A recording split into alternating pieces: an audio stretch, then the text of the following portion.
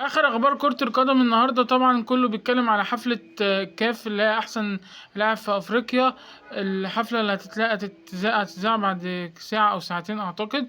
محمد صلاح بيلمح غيابه عن الحفلة بصورة مع ابنته على الانستجرام، واعتقد ان كده هياخد احسن لاعب اللاعب المغربي اشرف حكيمي، لان كمان حفلة الجوائز في المغرب، فالاقرب هو اللي هياخدها. وكده صلاح بعد الموسم العالمي اللي عمله الموسم اللي فات، ولا خد احسن لاعب في افريقيا ولا اخد احسن لاعب في العالم.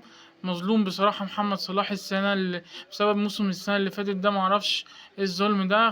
حكيمي ما عملش حاجة، هو فريقه اللي خد بطولة اوروبا، بس هو ما عملش حاجة. هو ماشي كان كويس بس مش زي صلاح. صلاح كان شايل الفريق لوحده.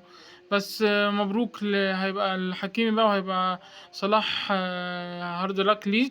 كمان كان عندنا خبر ان في المنتخب المصري نزل من التصنيف للمركز ال 32 ل 34، طبعا بسبب حسام حسن والاداء المخزي اللي اتلعبناه في الماتشين بتاع كاف فيردي وماتش اوزبكستان. وكده هنبقى في التصنيف الثالث في كاس العالم. الاهلي بيحصل على الساعه الكامله في مباراته ضد شبيبه القبائل، وشبيبه القبائل، والنادي الاهلي بيشكر الجهات الامنيه. هيبقى بالساعه الكامله كلها، وان شاء الله يبقى جماهير مقفلين الماتش عشان الماتش هيبقى مهم جدا. طبعا شبيبه القبائل من الفرق الجزائريه القويه، وان شاء الله الاهلي يكسب في اول مباراته في المجميع.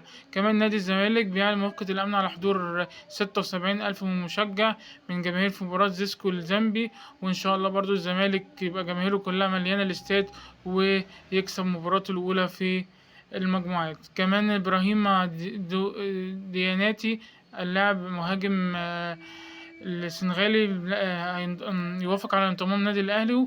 والفريق السويدي جيس اتعرض عليه من النادي الاهلي 1,800,000 دولار، ومستنيين الاهلي رد الفريق السويدي عليه ليوافق ان هو يروح الاهلي ولا لا. وان شاء الله هو لاعب حلو، بيعمل اهداف كتيره، فان شاء الله انه يروح الاهلي ويعمل اضافه للاهلي. كمان محمود تريزيجيه اقترب من الغياب امام الاهلي في مباراه شبيبه القبائل. وزيزو ان شاء الله خلاص جاهز، وبيقولوا برضو ان امام عاشور جاهز للمباراه. بس ما اعتقدش ان امام عاشور ممكن يبتدي المباراه. ممكن زيزو هو اللي يبتدي المباراه، ويبقى معاه بن شرقي ان شاء الله، وقدامهم جراديشار، وبن رمضان يبقى بديل تريزيجيه. وان شاء الله الاهلي يفوز باول مباراته في دوري ابطال افريقيا. كمان ديانج مهتم مع الفرق الخليجيه كلها، مهتميه ان هم يضموا منه، اهمهم السد والعين الاماراتي وفريق من السعوديه، بس ما تقالش مين. فان شاء الله نشوف